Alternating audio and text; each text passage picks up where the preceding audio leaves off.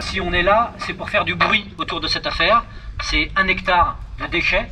Vous allez voir, on va longer la décharge. C'est insupportable. Vous allez voir dans quel état c'est. Et donc ce qu'on veut, c'est attirer la lumière sur cette situation pour que, au plus haut niveau de l'État, on se saisisse de ce dossier et qu'on fasse avancer l'affaire.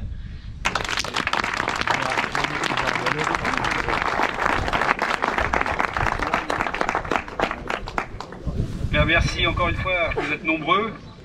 Merci d'être venus. Ça prouve que le sujet nous touche et qu'il faut trouver des solutions et qu'on va essayer de faire avancer les choses. La gendarmerie, que je remercie d'être ici présent, va nous encadrer pendant notre marche.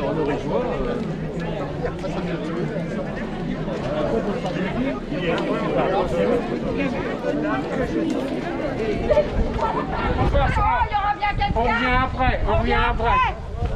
Non à la décharge sauvage! Non à la décharge sauvage! Non à la décharge sauvage! Non à la décharge sauvage! Non! Il y a de la place dans le fond. Non à la décharge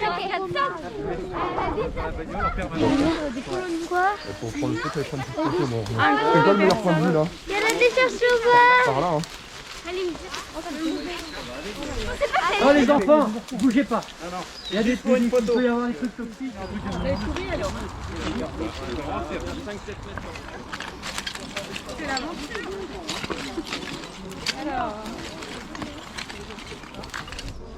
C'est alors. Regarde tous les tuyaux là. Ouais, ça y est, ils sont crevés déjà. Ouais, là-bas pareil.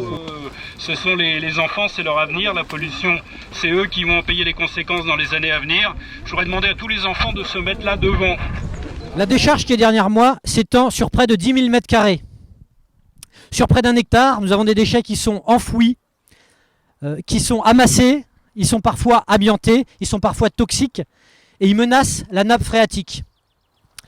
Qui sont les coupables? Ce sont des bandes organisées qui ont des pratiques mafieuses, qui récupèrent, qui collectent des déchets issus des chantiers du secteur et qui les entreposent de manière illégale sur des terrains comme celui-ci.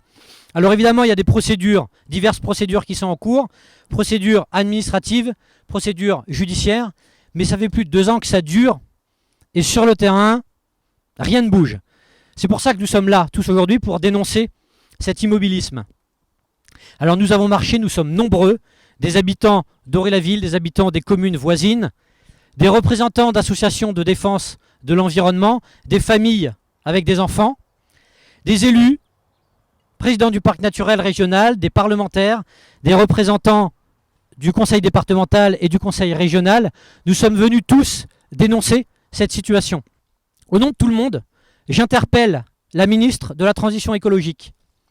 Madame la ministre, Madame Pompili, nous avons besoin que vous vous saisissiez du dossier, que ce dossier soit pris en main au plus haut niveau de l'État pour que les choses sur le terrain bougent réellement, pour que cette décharge ignoble soit dépolluée et soit nettoyée au plus vite.